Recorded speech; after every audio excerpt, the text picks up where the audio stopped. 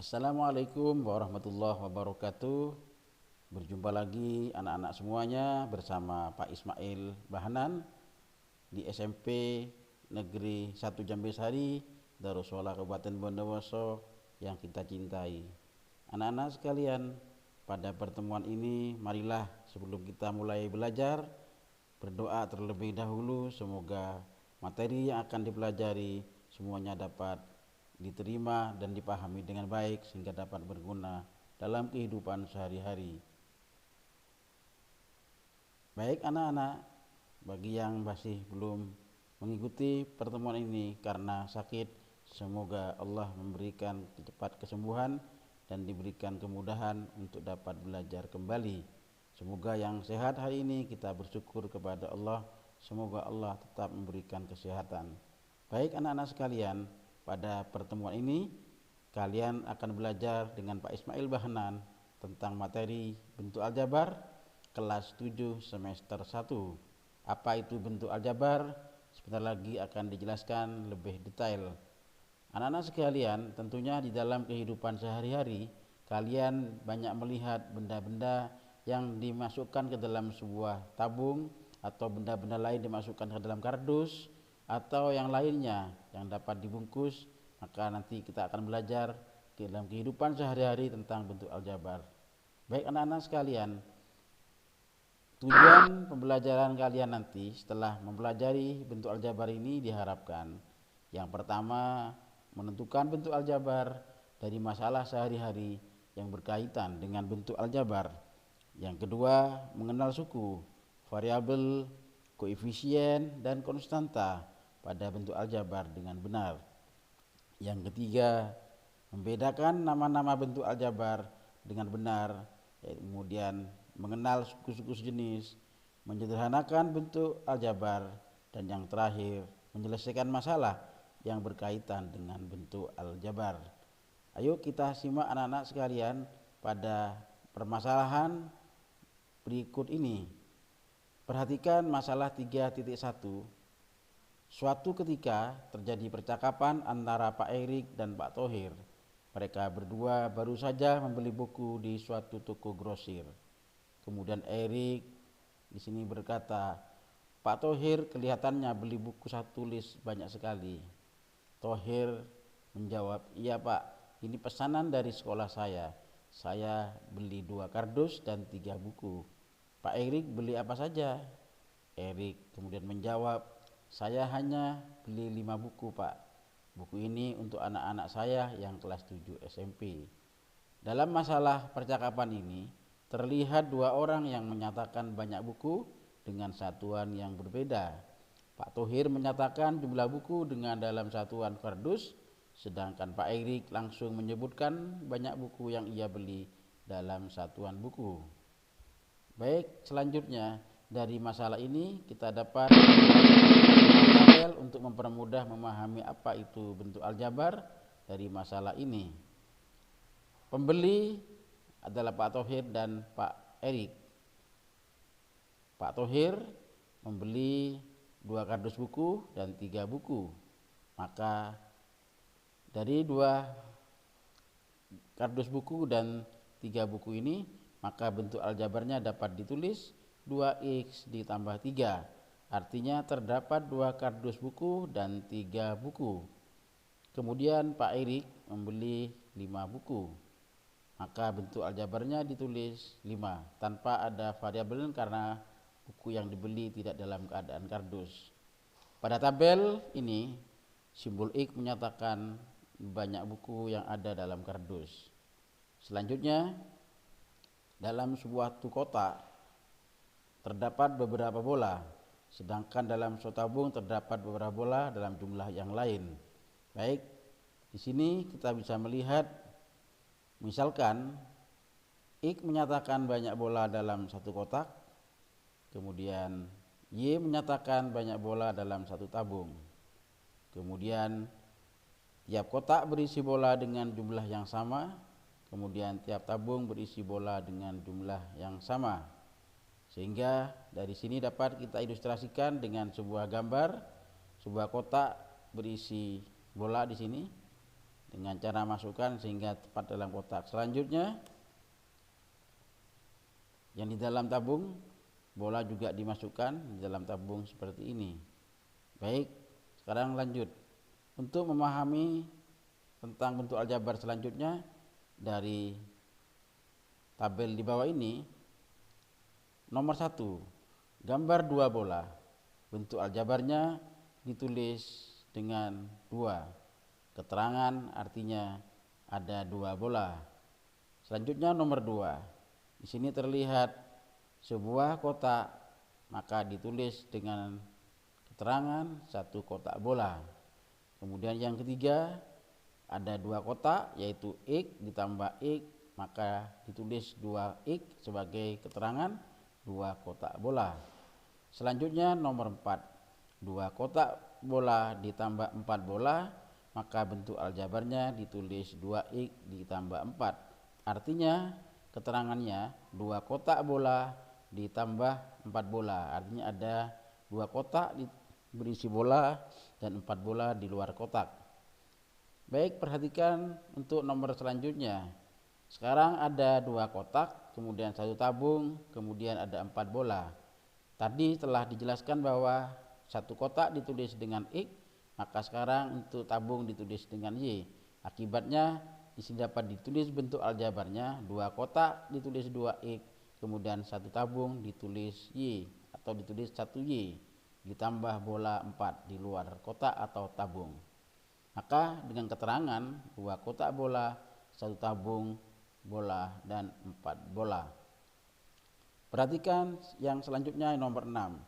Terlihat 2 kotak, kemudian 3 tabung dan 6 bola. Maka bentuk aljabarnya 2X tambah 3Y ditambah 6. Maka dari sini dapat kita lihat bola yang berada di luar kotak atau di luar tabung maka tidak diikuti dengan sebuah variabel.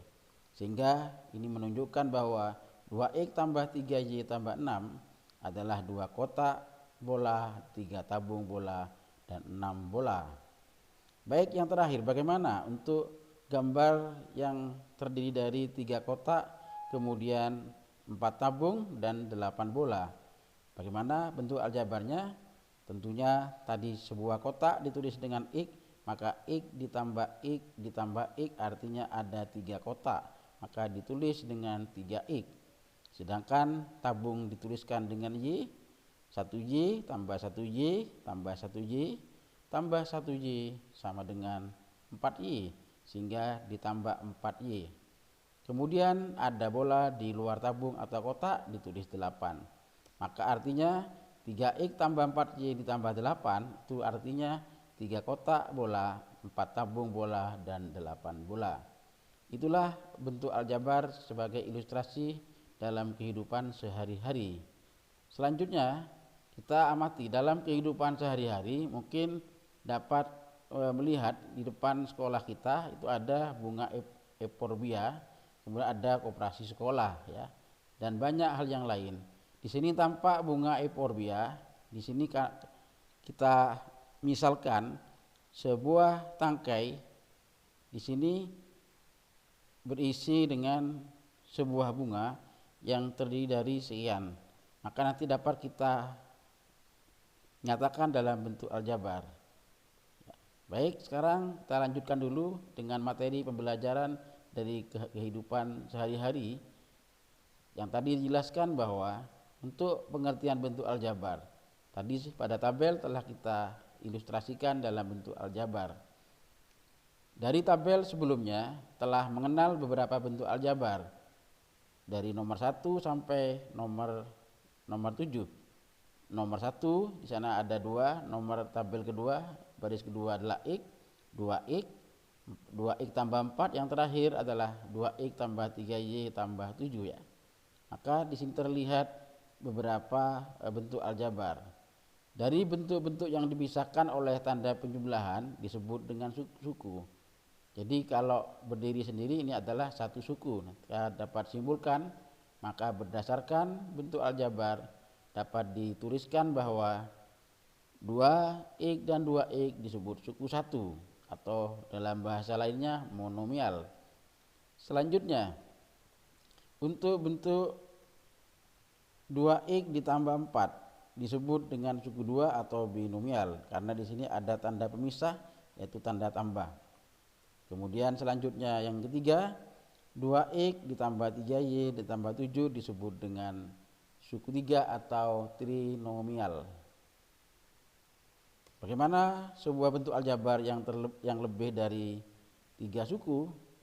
Jika terlebih dari 3 suku, maka 3 suku dinamakan dengan polinomial. Itulah beberapa bentuk aljabar dan nama-nama dituliskan dalam bahasa lain: monomial, binomial, trinomial, dan polinomial. Selanjutnya, perhatikan ilustrasi berikut ini. Pada 2x ditambah 4 ini disebut dengan, yang 2x disebut dengan suku, kemudian 4 disebut dengan suku. Maka dari 2x tambah 4, maka 2 merupakan koefisien, sedangkan x disebut variabel, sedangkan 4 disebut dengan konstanta. Itulah pengertian unsur-unsur pada bentuk aljabar. Ada suku, ada koefisien, ada variabel, ada konstanta. Selanjutnya, apa pengertian variabel dan koefisien serta konstanta? Variabel adalah lambang pengganti suatu bilangan yang belum diketahui nilainya dengan jelas. Variabel disebut juga peubah, biasanya dilambangkan dengan huruf A, B, C sampai Z. Dipilih salah satu huruf sesuai dengan kebutuhan. Selanjutnya, koefisien adalah bilangan yang memuat variabel dari suatu suku pada bentuk aljabar. Suku dari suatu bentuk aljabar yang berupa bilangan dan tidak memuat variabel disebut dengan konstanta. Sehingga telah jelas perbedaan antara variabel, koefisien, dan konstanta. Selanjutnya, apa itu suku? Pengertian suku adalah variabel beserta koefisiennya atau konstanta pada bentuk aljabar yang dipisahkan oleh operasi jumlah atau selisih. Suku 1 adalah bentuk aljabar yang tidak dihubungkan oleh operasi jumlah atau selisih, artinya berdiri sendiri tanpa tanda operasi jumlah atau selisih. Contoh 3x, 4a pangkat 2, kemudian negatif 2ab. Ini adalah 3 buah suku yang terdiri hanya satu suku. Kemudian B, suku 2 adalah bentuk aljabar yang dihubungkan oleh satu operasi oleh jumlah atau selisih. Jadi contohnya A kuadrat ditambah 2. Ini adalah disebut dengan suku 2 karena dihubungkan oleh tanda hubung di sini adalah tambah sehingga terhubung 2 buah suku. Selanjutnya X ditambah 2Y, kemudian 3X kuadrat negatif 5Y atau dikurangi 3x kuadrat dikurangi 5x. Ini adalah suku 2. Yang ketiga, yang C adalah suku banyak. Adalah bentuk aljabar yang mempunyai suku lebih dari suku 2 atau punya suku yang perubahannya berpangkat lebih dari 2. Ini terlihat.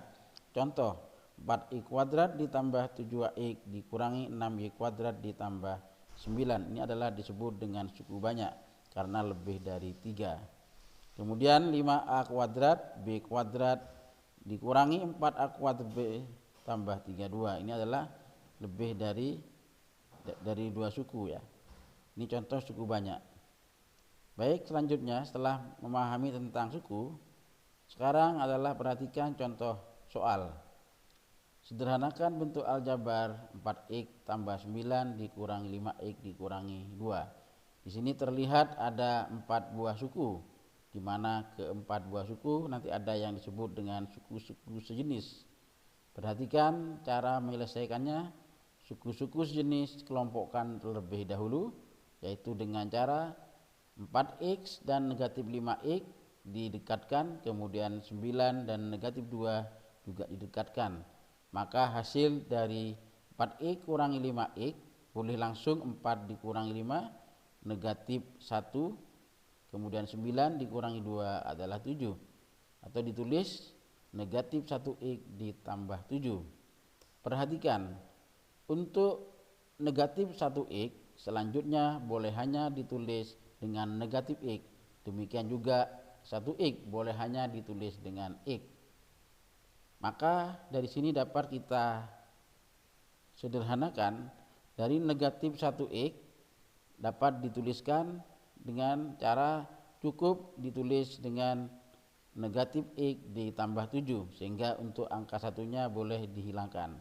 Karena telah disepakati bahwa negatif 1X selanjutnya ditulis dengan negatif X, kemudian untuk 1X nanti ditulis dengan X. Itulah contoh 3.1. Baik, perhatikan untuk soal contoh yang kedua. Sederhanakan bentuk aljabar 2X tambah 3Y 4X dikurangi 5Y. Di sini terlihat bahwa ada 4 buah suku. Jika kita sederhanakan, alternatif penyelesaiannya sebagai berikut. Kelompokkan suku-suku sejenis. Di sini suku sejenisnya terlihat. Dekatkan yang sejenis yaitu 2X dan 4X. Hurufnya sama, kemudian pangkatnya juga sama atau perubahannya sama dengan pangkat yang sama. Dikelompokkan menjadi 2X ditambah 2X tambah 4X. Kemudian 3Y di sini juga dikelompokkan karena dia adalah suku sejenis. Tulis 3Y dikurangi 5Y. Selanjutnya jika disederhanakan, maka 2X ditambah 4X ditulis 2 ditambah 4. Kemudian 3Y dikurangi Y ditulis 3 dikurangi 5Y. Atau bentuk sederhananya adalah 2 ditambah 4 adalah 6X. 3 dikurangi 5 adalah negatif 2. Kemudian dikalikan tambah jadi negatif 2Y. Sehingga dapat disimpulkan bahwa jumlahkan atau kurangkan koefisien suku-suku yang jenis tersebut menjadi bentuk yang sederhana, yaitu 6X dikurangi 2Y. Itulah contoh 3.2 sebagai contoh yang kedua. Baik, perhatikan contoh yang ketiga. Contoh yang ketiga, sederhanakan bentuk aljabar berikut. 9A pangkat 2 atau 9A kuadrat ditambah 3AB dikurangi 7B kuadrat dikurangi 12A kuadrat ditambah 6AB ditambah 2B kuadrat. Alternatif penyelesaiannya sebagai berikut. Dari 1, 2, 3, 4, 5, 6, 6 buah suku. Langkah pertama, kelompokkan yang sejenis. Di sini 9A kuadrat sejenis dengan negatif 12A kuadrat dikelompokkan, sehingga 9 dikurangi 12A kuadrat. Kemudian 3AB sejenis dengan 6AB dikelompokkan, sehingga dapat ditulis 3 ditambah 6AB. Selanjutnya negatif 12A kuadrat dikelompokkan dengan 2B kuadrat. Di sini negatif 7B kuadrat dengan 2B kuadrat dikelompokkan negatif 7 tambah 2B kuadrat. Sehingga jika disederhanakan, maka dapat ditulis 9 dikurangi 12 negatif 3A kuadrat. 3 ditambah 6 adalah 9AB. Kemudian negatif 7 ditambah 2 adalah negatif 5B kuadrat. Itulah contoh yang ketiga. Pahami satu persatu dan ingat langkah-langkah cara penyederhanaan. Baik, sekarang ayo kita latihan soal. Pilihlah salah satu jawaban yang benar. Soal terdiri dari 12 butir. Bila Anda memperoleh jawaban benar, silahkan melanjutkan ke nomor berikutnya. Perhatikan soal latihan nomor 1. Bila sebuah batang euforbia mempunyai 3 cabang dan setiap cabang terdiri 4 bunga, maka bentuk aljabar yang dapat dibentuk adalah titik-titik. Maka untuk menjawab soal ini, perhatikan 3 cabang nanti akan disimpulkan dengan 3X. Maka jawabannya adalah 3X. Tidak ditambah, tidak dikurang, karena dengan artian tidak ada cabang yang ditambah dan berkurang. Maka inilah jawabannya. Baik, selanjutnya perhatikan soal latihan nomor 2. Bila sebuah batang bunga euforbia mempunyai 5 cabang dan setiap cabang terdiri 4 bunga, kemudian terdapat 1 cabang yang hanya terdiri dari 3 bunga, maka bentuk aljabarnya adalah sebagai berikut. Maka tuliskan pertama 5X, kemudian di sini karena ada yang yang rusak, maka dari satu cabang di sana hanya terdiri dari tiga, hanya terdiri dari empat ya, hanya terdiri dari tiga bunga, berarti dari empat itu berkurang satu ya. Jadi kalau kita cek seandainya benar silakan dilanjutkan ya. 5x ditambah 4 di sini terdapat yang terdiri dari bunga ya, jadi bukan yang rusak di sini. Saya ulangi kembali bahwa di sini ada 5 cabang, terdiri setiap cabang 4 bunga. Kemudian terdapat satu cabang lagi, tetapi hanya terdiri dari 3 bunga. Karena telah disepakati bahwa satu cabang yang berisi sempurna 4 bunga ditulis dengan X. Akibatnya karena ini di sini berkurang satu, akibatnya sehingga tinggal 3. Sehingga 5X adalah 5 cabang, kemudian satu cabang berikutnya ditulis 3 karena berkurang satu. Baik, selanjutnya soal nomor 3. Nomor 3, sebuah batang pohon euphorbia juga mempunyai 5 cabang dan setiap cabang terdiri 4 bunga. Kemudian salah satu cabang ada yang rusak 3. Maka bentuk aljabarnya, nah sekarang kita lihat 5 cabang ditulis 5X. Jadi karena di sini ada yang rusak, maka caranya 5x dikurangi atau yang rusak adalah yang rusak 3. Artinya dari 5 cabang berarti dikurangi 3 ya. Selanjutnya perhatikan soal nomor 4. Suatu ketika Pak Ferry membeli 2 karung. Nah, di sini ada 2 karung beras untuk kebutuhan hajatan di rumahnya. Setelah dibawa pulang, istri Pak Ferry merasa beras yang dibeli kurang. Kemudian Pak Ferry membeli lagi sebanyak 5 kg. Maka bentuk aljabar dari beras yang dibeli Pak Ferry adalah titik-titik. Maka cara menjawabnya adalah karena berasnya ada 2 karung, maka kita tuliskan dengan 2x, kemudian membeli lagi 5, maka inilah jawabannya. 2x tambah 5. Baik, selanjutnya untuk soal nomor 5. Berikut adalah bentuk aljabar terdiri 6 suku ya. 10x ditambah 6y kuadrat dikurangi 2xy ditambah 8y dikurangi 9 ditambah xy kuadrat. Pertanyaannya adalah maka koefisien y adalah titik-titik. Artinya y saja, bukan y kuadrat, bukan xy kuadrat. Sehingga jawabannya adalah di depan y adalah bilangannya terlihat adalah 8. Maka inilah koefisien y. Setelah nomor 5, yuk kita lanjut ke soal nomor 6. Perhatikan bentuk aljabar berikut. Negatif 5x ditambah 8y dikurangi xy kuadrat ditambah 7. Pertanyaannya maka konstantanya adalah titik-titik. Tentunya konstanta telah kita pahami merupakan bilangan yang berdiri sendiri tanpa diikuti oleh variabel. Maka inilah yang disebut dengan konstanta. 7 adalah konstantanya. Selanjutnya kita coba soal nomor 7. Perhatikan bentuk aljabar berikut. 4x ditambah 5y kuadrat dikurangi 7xy ditambah 10y ditambah 8 ditambah xy kuadrat. Bentuk aljabar di atas disebut A. Monomial, B. Binomial, C. Trinomial, D. Polinomial. Perlu diingat monomial adalah suku 1, binomial adalah suku 2, trinomial suku 3, polinomial adalah suku banyak.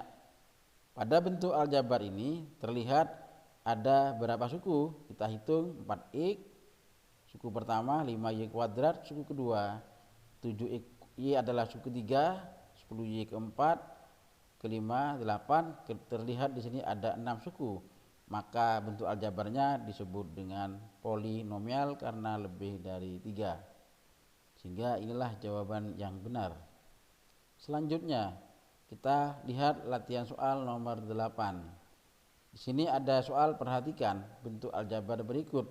Negatif 5xy ditambah 8y kuadrat dikurangi xy kuadrat ditambah 7x ditambah 6y dikurangi 8x. Pertanyaannya adalah maka pasangan suku-suku sinis adalah sebagai berikut. Untuk mencari pasangan suku sinis tentunya carilah suku yang memiliki variabel yang sama dan pangkat yang sama. Terlihat di sini pasangan XY kuadrat bukan jawabannya. Terlihat XY dan X bukan jawabannya. Y kuadrat dan negatif XY kuadrat juga bukan pasangannya karena variabelnya berbeda. Kemudian X di sini dan negatif 8X, 7X, maka inilah jawaban yang benar. Sehingga suku-suku sejenis dari bentuk aljabar ini adalah 7X dan negatif 8X. Selanjutnya soal nomor 9. Untuk nomor 9, bentuk sederhana dari 5X ditambah 8Y dikurangi 3X ditambah 7 dikurangi 4X dikurangi 5. Jika jawabannya tertutup, maka cara menjawabnya adalah carilah suku sejenis. Sehingga dapat 5X dikurangi 3X dikurangi 4X. Sehingga 5 dikurangi 3 adalah 2, dikurangi 4 adalah negatif 2X. Kemudian 8Y tidak ada yang sejenis sehingga ditulis tetap 8Y. Kemudian 7 dan negatif 5 sejenis, 7 dikurangi 5 adalah 2. Sehingga bentuk sederhananya adalah negatif 2X ditambah 8Y ditambah 2. Itulah soal nomor 9. Kita lanjut soal nomor 10. Di sini ada Amir bersama Ahmad pergi ke toko buku. Amir membeli 4 kardus buku, nah ini Amir. Kemudian 5 buah buku. Maka bentuk aljabar di keterangan tersebut adalah titik-titik. Kita lihat ada 4 kardus dan 5 buku. Tentunya cari yang 4X ya, karena 4 kardus. Kemudian di luar kardus ada 4, berarti ada 5, maka jawabannya adalah 4X tambah 5 ya, bukan 4X tambah 5Y, karena untuk 5Y adalah nanti harus di dalam kardus. Sehingga jawaban yang benar untuk soal nomor 10 yaitu karena membeli 4 kardus ditulis 4X dan nambah lagi 5 buah buku adalah 5, maka C inilah jawaban yang benar ya, inilah jawaban yang benar. Lanjut soal nomor 11. Nah, nomor 12 mungkin terlewati. Lanjut saja, pada soal ini terlihat gambar berbentuk segi 1, 2, 3, 4, 5, 6, segi 6 yang terpotong membentuk huruf L. Kemudian diketahui jarak dari sini 2X, ini 3Y ya, 3Y di sini Y, kemudian 4X di sini juga 2X tambah. Maka cara menyederhanakan adalah yaitu jumlahkan yaitu 2X tambah 4X, karena ini sejajar maka jarak dari sini ke sini adalah 2X tambah 4X ya juga, maka hasilnya adalah 12X. Bagaimana dengan garis yang tegak? Di sini 3Y, maka ke sini pun juga ini 2Y tambah Y, akibatnya dijumlahkan adalah 6Y. Maka inilah jawaban yang benar untuk bentuk gambar bangun di soal nomor 12. Baik, setelah nomor 12, sekarang kita dapat mengingat terlebih dahulu sebuah tokoh sebagai tambahan mengenal tokoh aljabar. Tokoh aljabar bernama Muhammad bin Musa al-Khawarizmi yang lahir tahun 780 Masehi dan meninggal pada 850 Masehi, yang disebut biasanya Al-Khawarizmi. Dia adalah seorang ahli matematika, astronomi, astrologi, dan geografi yang berasal dari Persia. Beliau lahir tahun 780, sekarang ini bernama Uzbekistan, dan wafat sekitar tahun 850 di Baghdad, Irak.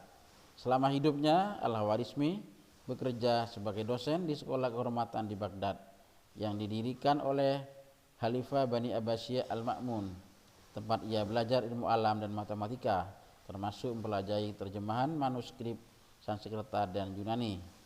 Kontribusi Al-Khawarizmi tidak hanya berdampak pada matematika saja, tapi juga dalam kebahasaan. Kata algoritma diambil dari kata algorismi, pelatinan dari nama Al-Khawarizmi. Nama Al-Khawarizmi juga diserap dalam bahasa Spanyol. guarismo dalam bahasa Portugis, algarismo yang berarti rigis. Di Inggris menggunakan istilah algoritma, sedangkan di Spanyol guarismo dan algarismo di Portugal. Maka kata aljabar berasal dari kata aljabar, satu dari dua operasi dalam matematika. Itu bisa diperdalam melalui bukunya, yaitu di sini ada buku yang tercantum Alkitab Al-Mukhtasar Ihsab Al-Jabrah Al-Muqabalah, yang artinya buku rangkuman untuk kalkulasi dengan melengkapkan dan menyeimbangkan, yang ditulis tahun 820 Masehi. Kemudian buku pertama Al-Khawarizmi kemudian diterjemahkan dalam bahasa Latin, dikenal sebagai Liber Algebra et al-Muqabalah oleh Robert dari Chester, Segovia tahun 1945, dan juga oleh Gerardus dari Cremona abad ke-12. Karena pengaruhnya yang besar di bidang aljabar, Al-Khawarizmi dijuluki sebagai Bapak Aljabar. Namun julukan itu diberikan pula pada Diopantus, seorang ilmuwan dari Yunani kuno. Al-Khawarizmi diperkirakan meninggal sekitar 850 Masehi. Namun karya besarnya masih terus berkembang dan banyak dipelajari hingga saat ini. Kemudian dari tokoh aljabar ini dapat tauladan yang bisa diambil dari seorang Al-Khawarizmi yang antara lain memiliki rasa ingin tahu yang tinggi tentang ilmu pengetahuan, sehingga bisa menemukan karya-karya yang dikenal dan bermanfaat bagi banyak orang. Kemudian masalah yang rumit bisa diselesaikan asalkan kita mau berusaha dengan sungguh-sungguh. Seperti Al-Khawarizmi, beliau memecahkan masalah aljabar dengan menyederhanakannya. Meskipun beliau sudah meninggal, namun karya-karya beliau khususnya tentang aljabar masih dikenal hingga saat ini. Apakah itu aljabar? Untuk belajar lebih lanjut tentang materi aljabar, ikuti kegiatan belajar yang berikut. Ini adalah bersumber dari Wikimedia, origin.wikipedia.